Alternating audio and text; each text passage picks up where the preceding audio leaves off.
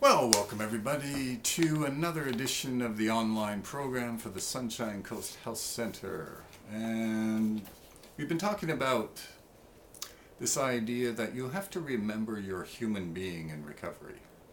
And being a human being means certain things because human beings all share, and it doesn't really seem to matter where they were born, how they were raised, what culture they were in.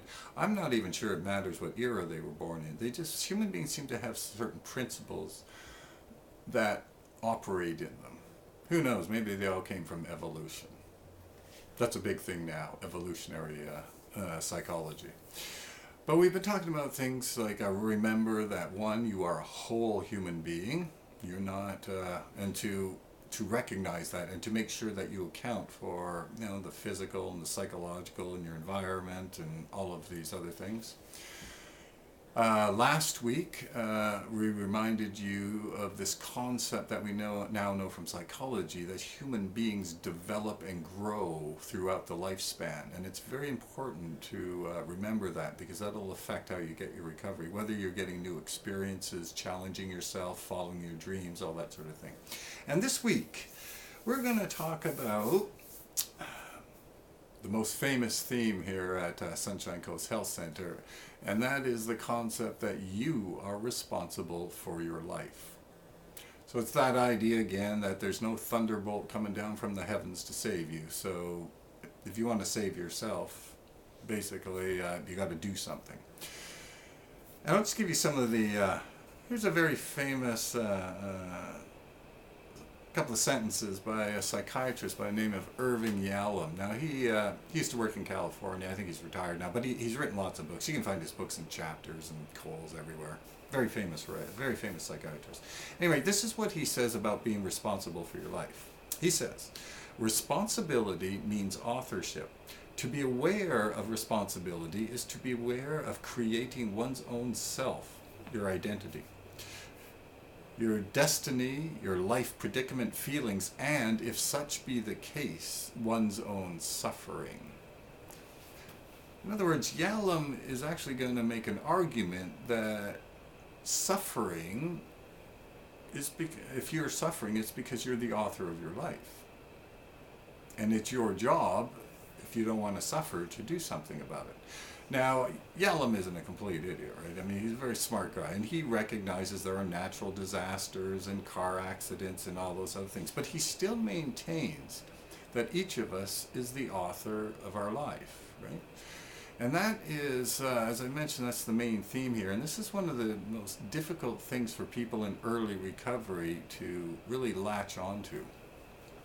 Even this morning in one of the workshops, one of the fellows was really struggling with this idea because his suffering, as he saw it, was a direct result of the way his family treated him. And if the family would just stop all this, then he would be fine, right? And that's fairly common for some of the fellows here. This concept that really, I'm not really the author of my life. I mean, I'm suffering because of all this stuff going on around here, and really, what can I do about it? I mean, basically, I gotta sit back and wait for someone else to change and get their act together, so then I can have a good life.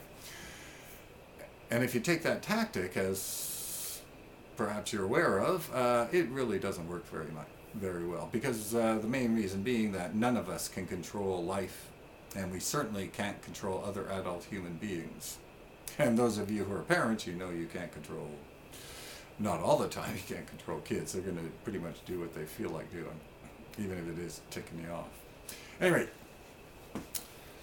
so this idea of being the author of your life, to be responsible for your life, I mean, that's very important for people to become aware of in recovery. And of course, in Sunshine Coast, we think this is one of the keys, if not the key.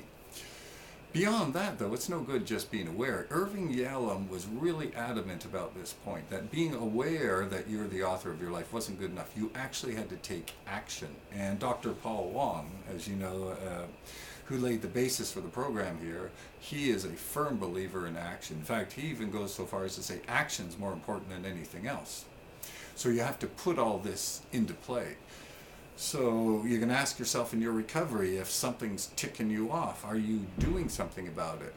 Are you being assertive? Not aggressive and not passive aggressive, but assertive. Are you sticking up for yourself, right? If something is bothering you, are you putting one foot in front of the other to find an answer? You go to the doctor's office, you don't know what's going on, the doctor's not telling you. Do you actually ask the doctor? Please tell me, in lay people's terms, what it is that you're talking about. Or a lawyer or anybody else, right? Or do you feel intimidated? Do you feel you're not, oh, I shouldn't say that, or any of that kind of stuff, right? So putting this stuff into action is very important. And including, for example, a very common struggle the fellows have here is actually putting this in action with their families, right? Because they feel guilty and everything else. But this will be important, right? To be to behave in such a way that you are the author of your life, and not sit back and just wait for stuff to happen. All of us have seen this all the time. I don't know. It's like every time or not every time, but certainly enough to remember. Every time I go to the store, somebody has bought something, it's not really working right, and they get all mad at somebody, and they go out feeling as if they're a victim, right? But there are other ways of operating in life, right? And is this concept of taking control of your life, being the author of your life, right? So these two parts. One, to be aware of it, because it's simply reality, it's simply a principle of human nature. And the second thing then is to take action to back it up. Because if you just sit back and be a victim, such as an act of addiction, right? What's in charge of your life?